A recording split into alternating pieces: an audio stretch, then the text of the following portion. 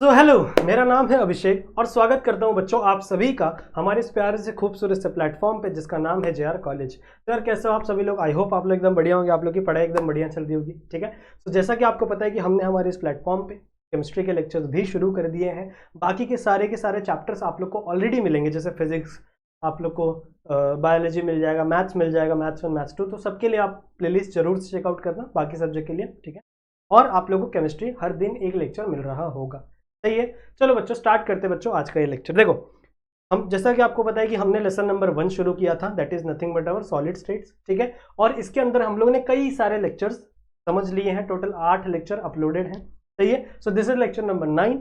आज हम लोग बच्चों शुरू करेंगे एक बहुत ही इंपॉर्टेंट टॉपिक आपके इस लेसन का, that is defect in the solids. ठीक है, सॉलिड्स के अंदर क्या क्या डिफेक्ट होते हैं। अभी तक हम लोग सॉलिड्स के बारे में पढ़ रहे थे। ठीक है, सॉलिड्स किस प्रकार का होता है, क्रिस्टलाइन सॉलिड्स क्या होते हैं। अब इसके अंदर हम लोग डिफेक्ट पढ़ेंगे। ठीक है, कि कौन कौन सी कमियां भी कभी कभी हो जाती हैं कुछ सॉलिड्स के अंदर, जिसकी वजह से उनकी फिजिकल प्रॉपर्टी भी चेंज होती है।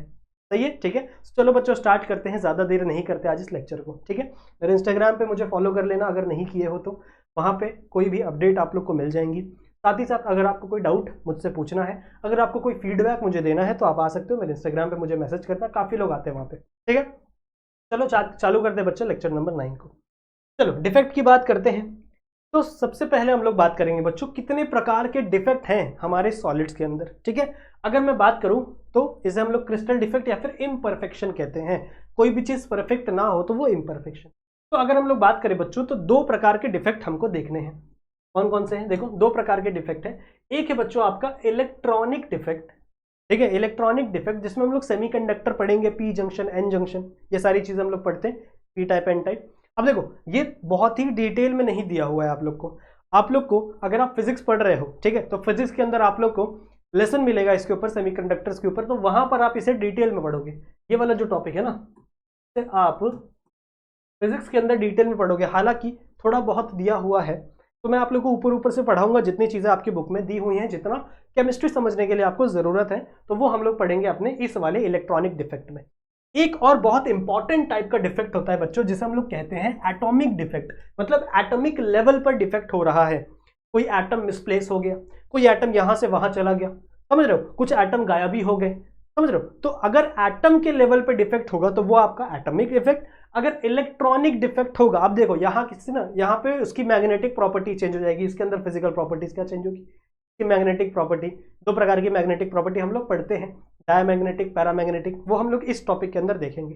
सही है, यहाँ पर क्या क्या चेंज हो सकता है बच्चों, उसकी डेंसिटी चेंज हो सकती है किसी भी सॉलिड्स की, अगर उसके अंदर एटम गायब होंगे तो। ठीक है, उसका क्रिस्टल का तरीका चेंज हो जाता है, किस प्रकार का क्रिस्टल आपके सॉलिड्स के अंदर बना हुआ है। तो ये बहुत ज्यादा इंपॉर्टेंट है। पहली बात तो एटॉमिक डिफेक्ट बहुत ज्यादा इंपॉर्टेंट है। एटॉमिक डिफेक्ट में भी बच्चों हम लोग 2 चीजें पढ़ेंगे। ठीक है, एटॉमिक डिफेक्ट में हम लोग 2 चीजें पढ़ेंगे। एक है आपका लाइन डिफेक्ट और एक है आपका point defect. Now point defect is most important in your atomic defect. सही है, तो एक एक को हम लोग धीरे धीरे करेंगे। अभी हम लोग इसको शुरू कर रहे हैं। पॉइंट डिफेक्ट भी मुझे नहीं लगता पूरा हो पाएगा, पर आई होप समझ में आ जाएगा आपको। ठीक है, तो अभी सबसे पहले हम लोग इस वाले पार्ट को शुरू करेंगे, उसके बाद हम लोग इलेक्ट्रॉनिक इफेक्ट पे भी आ जाएंगे। ठीक है, तो चलो स्टार्ट करते हैं बच्चों। सबसे पहला दिया हुआ है बच्चों लाइन डिफेक्ट। ना what is mean by line defect? जैसे मान लो हम लोग शुरू से पढ़ते आ रहे हैं कि जो आपके एटम्स होते हैं उनकी एक अरेंजमेंट होती है किसी भी सॉलिड्स के अंदर, किसी भी क्रिस्टल के अंदर। तो मान लो बच्चों ये एक अरेंजमेंट है। सही है, ये एक अरेंजमेंट है। अब मान लो इसके आगे से पूरा एक एटम की लाइन ही गायब हो जाए। जैसे मान लो ये पूरी लाइन ही गायब हो गई और यहां से दूसरे एटम्स आके ऐसे लग गए, ऐसे लग गए, समझ रहे हो। तो मतलब यहां पे जो लाइन थी एटम्स की वो तो गायब हो गई ना, समझ रहे हो। तो ये एक डिफेक्ट क्रिएट कर देता है। एंड बिकॉज यहां पे नंबर ऑफ एटम, बहुत सारे एटम एक लाइन में ही यहां पे क्या हो रहे हैं, गायब हो जा रहे हैं या फिर निकल जा रहे हैं इस क्रिस्टल से। इस क्रिस्टल को हम लोग क्या कहेंगे बच्चों, लाइन डिफेक्ट। क्या लिखा है देखो यहाँ पे मैंने, होल अरे of the atom is dislocated. पूरा जो अरे है एटम का, मतलब जो पूरी लाइन है एटम की, पूरा जो रो है एटम का, वही क्या हो जाती है बच्चों, डिसलोकेट हो जाती है, या फिर रिमूव भी हो सकती है या फिर डिसलोकेट भी हो सकती है एक जगह से दूसरी जगह। तो this is known as line defect. ज्यादा कुछ डिफिकल्ट है नहीं, सिंपल सिंपल, सब कुछ सिंपल सिंपल। आ जाओ नेक्स्ट हम लोग बात करेंगे बच्चों पॉइंट डिफेक्ट की। अब पॉइंट डिफेक्ट क्या है, देखो सिमिलर सा ही है, वहां पे पूरा लाइन गायब हो रहा था, यहाँ पे कोई एक एटम गायब हो जाएगा, जैसे मान लो यहाँ पे आ गया। अब अगर आप इस एटम को थोड़ा सा या फिर इस पूरे स्ट्रक्चर को, क्रिस्टल स्ट्रक्चर को थोड़ा सा ध्यान से देखोगे तो सारे के सारे एटम यहाँ पे अच्छे से लगे हुए हैं, पर इस वाले रो में अगर आप देखोगे तो यहाँ से एक एटम गायब हो गया, यहाँ से एक एटम गायब हो गया, जिसकी वजह से यहाँ पे एक छोटा सा वैकेंट स्पेस क्रिएट हो गया बच्चों, ये पॉइंट क्रिएट हो गया। तो अगर एक एटम या तो डिस्प्लेस हो जाए या फिर डिसलोकेट हो जाए एक एटम, तो वो पॉइंट डिफेक्ट कहलाया जाएगा। अगर पूरा अरे, पूरा लाइन ही यहां से क्या हो जाए, डिसलोकेट हो जाए, तो वो क्या कहलाएगा, लाइन डिफेक्ट कहलाएगा। बड़ा ही सिंपल है, समझ में आई बात, ठीक है। अगर एक पॉइंट, अगर एक एटम यहां से क्या हो गया बच्चों, आपके रेगुलर पैटर्न में से अलग हो गया, निकल गया, समझ रहे हो, तो वो क्या कहलाएगा, आपका पॉइंट डिफेक्ट कहलाएगा। नाउ देखो मैंने क्या लिखा है, if an atom is dislocated, देखो यहां पे सिर्फ एक एटम की बात हो रही है। अगर एक एटम क्या हो रहा है बच्चों, डिसलोकेट हो रहा है फ्रॉम इट्स रेगुलर साइड, ठीक है, अपने रेगुलर साइड से अगर एक एटम डिसलोकेट हो जा रहा है तो इसको हम लोग क्या कहेंगे, point defect. Now point defect दो प्रकार के हैं, आ जाओ उसे भी डिस्कस करते हैं। पॉइंट डिफेक्ट बच्चों दो प्रकार के हैं, एक है आपका स्टोइकियोमेट्रिक डिफेक्ट और एक है आपका बच्चों नॉन स्टोइकियोमेट्रिक डिफेक्ट, ठीक है। दो प्रकार के डिफेक्ट है, एक स्टोइकियोमेट्रिक डिफेक्ट, एक नॉन स्टोइकियोमेट्रिक डिफेक्ट। अब क्या है इनका मतलब, स्टोइकियोमेट्री पढ़ी आपने, वर्ड सुना है, पहली बार सुन रहे हो, कोई बात नहीं, सुनो क्या होता है। जैसे मान लो NaCl है, ठीक है, NaCl पता है आप लोगों को क्या होता है, आपने NaCl ये होता है ना अपना कॉमन सॉल्ट। अब हमेशा NaCl का जो प्रपोर्शन होता है ना बच्चों, वो 1:1 होता है। NaCl का प्रपोर्शन कितना होता है, 1:1, मतलब एक Na के लिए एक Cl प्रेजेंट होगा, एक Na एक Cl से लिंक होगा, तो मतलब N आपका क्या हो गया, 1:1 प्रपोर्शन है। अब नाउ इमेजिन एक 100 मतलब 100 मॉलिक्यूल्स है बच्चों NaCl के, 100 मॉलिक्यूल्स हैं NaCl के एक किसी भी क्रिस्टल के अंदर। अब जैसे ही यहाँ पे एक डिफेक्ट हुआ बच्चों, अब यहाँ पे एक डिफेक्ट हुआ, अब देखो 100 मॉलिक्यूल NaCl के, तो इसमें Na कितना होगा, Na होगा 50 मॉलिक्यूल और Cl कितना होगा 50 मॉलिक्यूल, तभी तो 50-50 का रेशियो, मतलब 1:1 का रेशियो। अगर मान लो बच्चों कोई डिफेक्ट होने के बाद सिर्फ 98 मॉलिक्यूल ही बचे हैं, कोई डिफेक्ट होने के बाद सिर्फ 98 मॉलिक्यूल ही बचे हैं, और यहाँ पर देखो डिफेक्ट तो हो गया, 2 मॉलिक्यूल गायब हो गए, यहाँ पे 100 था, यहाँ पे 98 मॉलिक्यूल हो गए, मतलब 2 मॉलिक्यूल गायब हो गए, सही है। तो अगर इस डिफेक्ट में 98 मॉलिक्यूल आप बचे हुए, जिसमें से 49 Na है और 49 Cl है, 49 Na है, 49 Cl है, तो इस कंडीशन में भी बच्चों इसका जो रेशियो होगा वो 1:1 ही होगा, क्योंकि देखो 49 Na है, 49 Cl है, तो इस कंडीशन में भी इसका रेशियो क्या होगा, 1:1 ही होगा। तो ऐसा डिफेक्ट, ध्यान से सुनना मैं क्या कहने जा रहा हूं, ऐसा डिफेक्ट बच्चों जहां पे ये रेशियो नहीं चेंज होता, ऐसा डिफेक्ट जहां पर ये रेशियो बच्चों बिल्कुल भी चेंज नहीं होता, इसको हम लोग कहते हैं स्टोइकियोमेट्रिक डिफेक्ट। समझ में आई बात, ठीक है। जैसे हम लोग शॉर्ट की डिफेक्ट अभी पढ़ेंगे, तो वो आपका स्टोइकियोमेट्रिक डिफेक्ट है। क्या मतलब है उसका, कि जब आपके नंबर ऑफ मॉलिक्यूल छेड़छाड़ हो रही है, ठीक है, नंबर ऑफ मॉलिक्यूल कम ज्यादा हो रहे चलेगा, पर आपका जो रेशियो है ये चेंज नहीं होना चाहिए, इसको हम लोग क्या कहते हैं, स्टोइकियोमेट्रिक डिफेक्ट। और नॉन स्टोइकियोमेट्रिक उसका ठीक अपोजिट, ठीक है, उसका क्या है, ठीक अपोजिट। जैसे मान लो कोई एग्जाम्पल ले लो आप, FeO3 ले लो, ठीक है, मान लो एग्जाम्पल ले लो FeO3। अब इसके भी 100 मॉलिक्यूल है, ठीक है, इसके भी क्या है, 100 मॉलिक्यूल है, और जब अब 100 मॉलिक्यूल है तो मान लो 50 Fe के थे और 50 ऑक्सीजन के थे, पर मान लो कुछ डिफेक्ट होने के बाद 49 Fe के बचे, पर इसके सिर्फ 46 ही बचे, 46 ही बचे ऑक्सीजन के। तो यहाँ पे क्या हो जाएगा, रेशियो चेंज हो जाएगा बच्चों, ठीक है, यहाँ पे रेशियो क्या हो जाएगा, चेंज हो जाएगा, तो इसे हम लोग नॉन स्टोइकियोमेट्रिक डिफेक्ट। तो ये समझ में आ गया, ये समझ में आ गया। तो स्टोइकियोमेट्रिक डिफेक्ट मतलब क्या, जहां पर बच्चों आपका रेशियो चेंज नहीं होना चाहिए, भले मॉलिक्यूल कितने भी चेंज हो जाए, ठीक है, मॉलिक्यूल कितने भी चेंज हो जाए, आपका रेशियो चेंज नहीं होना चाहिए, this is known as stoichiometric defect. और जहां पे आपके मॉलिक्यूल चेंज होने के बाद आपका रेशियो ही खराब हो जा रहा है, वो है आपका non stoichiometric defect.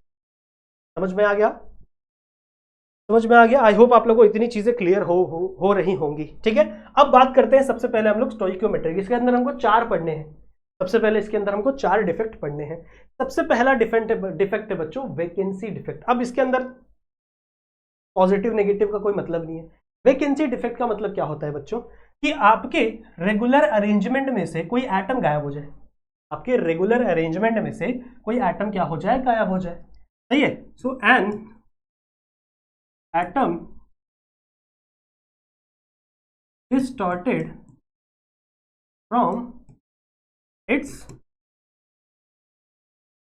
regular arrangement। समझ रहे हो?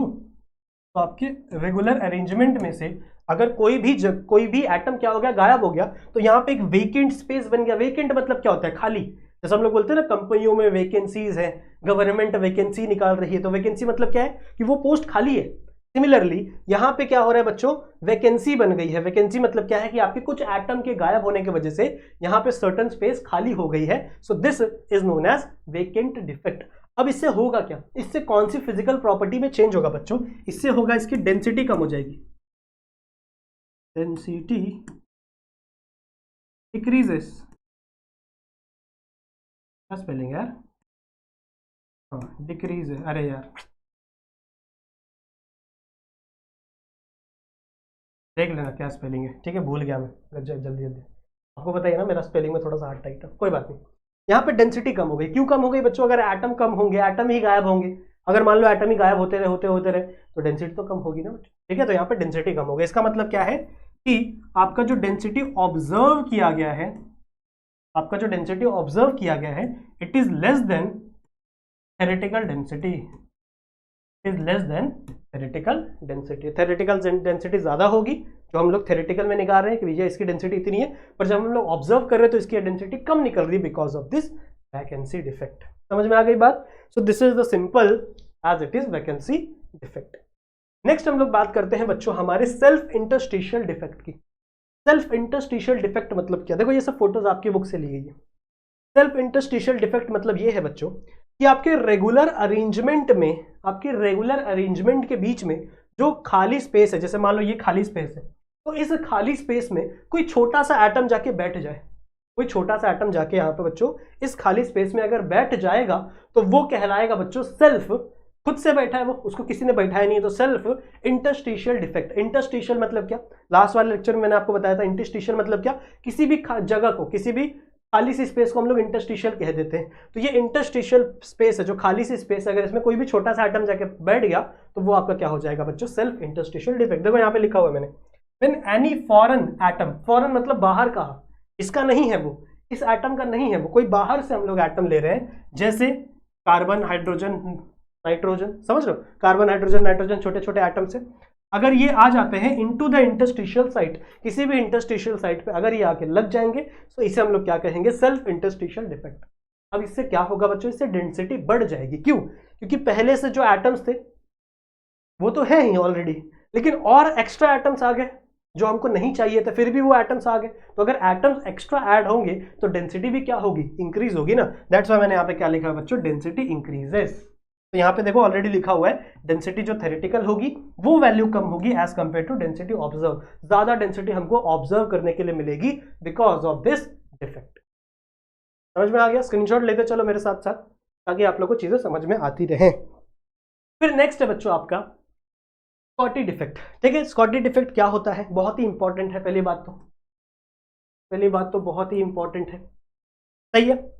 स्कॉटी डिफेक्ट मतलब क्या? जैसे अब देखो यहाँ पे हम लोग अनायन और कटायन की बात करेंगे, मतलब यहाँ पर हम लोग पॉजिटिव चार्ज और नेगेटिव चार्ज की बात करेंगे।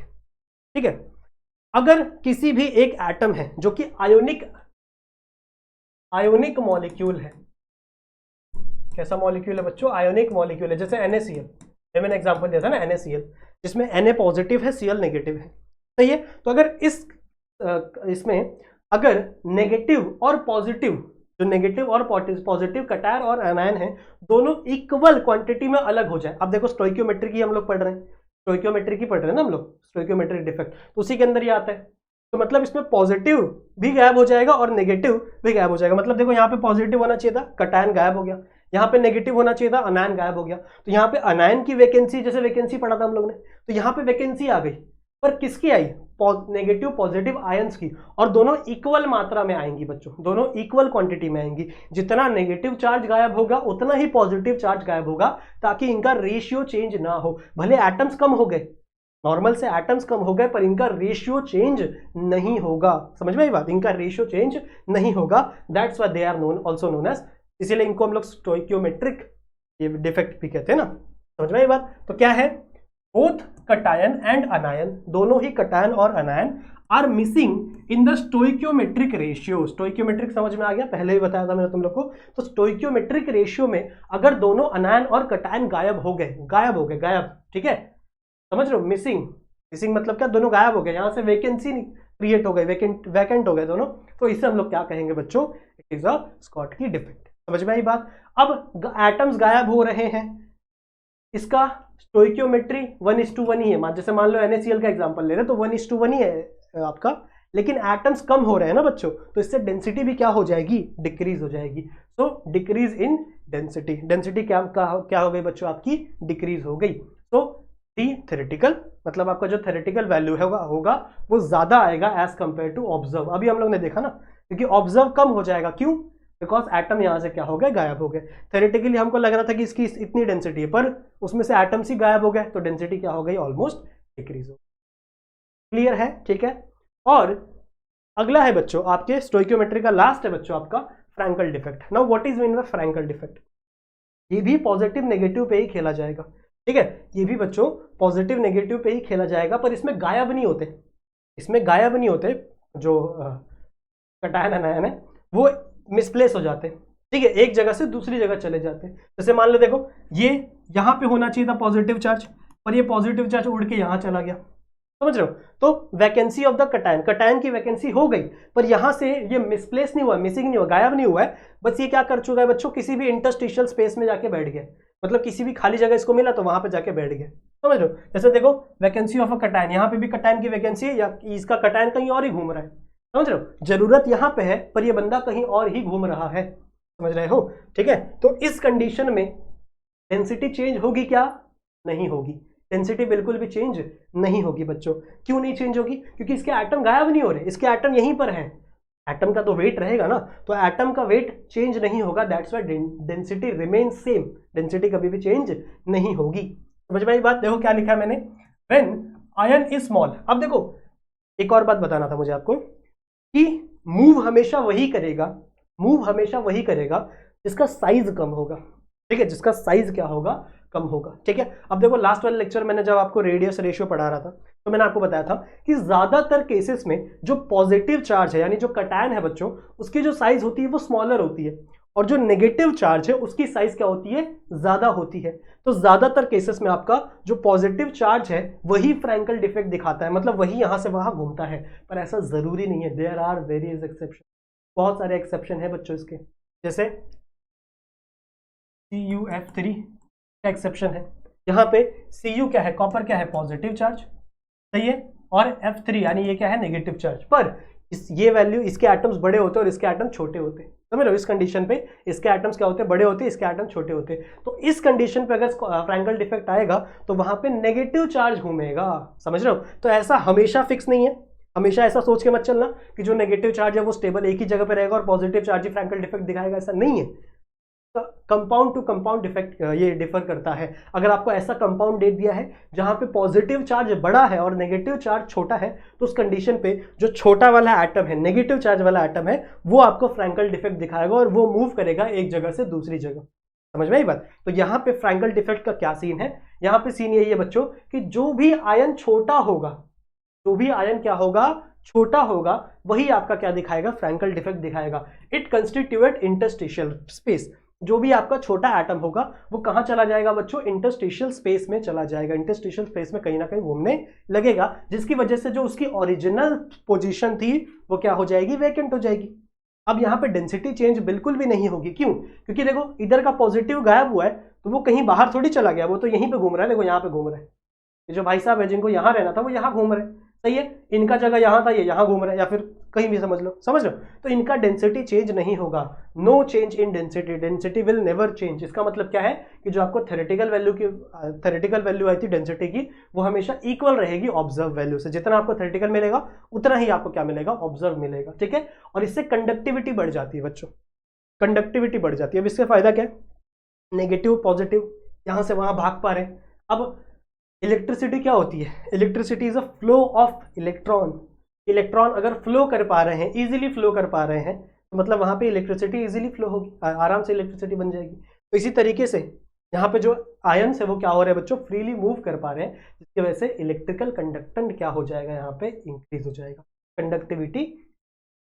एक और चीज है, डाइलेक्ट्रिक कंडक्टेंस इसका बढ़ जाएगा। मतलब क्या है कि अगर मुझे इन एटम्स को तोड़ना है तो मेरे को ज्यादा एनर्जी लगानी पड़ेगी इन एटम्स को तोड़ने के लिए। क्यों? क्योंकि देखो इनके बीच का जो स्पेस है वो कम हो गया है, इनके बीच का स्पेस कम हो गया ना। अब पॉजिटिव नेगेटिव के बीच का स्पेस कम हो गया तो वो एक दूसरे को क्या करते हैं, अट्रैक्ट करते हैं। Positive negative always attract each other, सही है। तो अगर मुझे उन दोनों को सेपरेट करना है तो मुझे बहुत अमाउंट ऑफ एनर्जी डालनी पड़ेगी जब वो क्या हो जाए, सेपरेट हो जाए। तो डाई इलेक्ट्रिक कॉन्स्टेंट भी इनका क्या होगा, ज्यादा होगा। समझ में आई बात? So this is the Frenkel defect for you.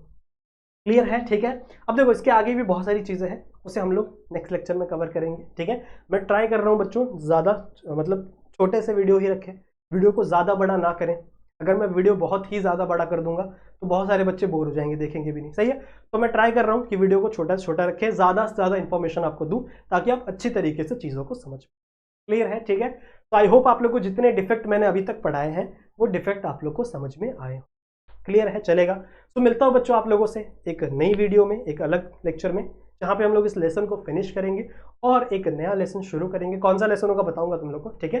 तब तक के लिए अपना ख्याल रखो। इस वीडियो को जरूर से शेयर कर देना अपने दोस्तों के साथ, वीडियो को लाइक जरूर से कर देना, ठीक है। चैनल पर नए हो तो चैनल को सब्सक्राइब जरूर से करेंगे आप सभी बच्चे। शेयर करना नहीं भूलना है, अपने सारे दोस्तों को बताना है कि हमारे चैनल पर केमिस्ट्री के लेक्चर्स रेगुलरली आ रहे हैं, सही है। तो फटाफट शेयर कर देना अपने सारे दोस्तों को। मैं मिलता हूं बच्चों आप लोगों से नेक्स्ट वीडियो में, तब तक के लिए अपना ख्याल रखो एंड कीप स्टडी।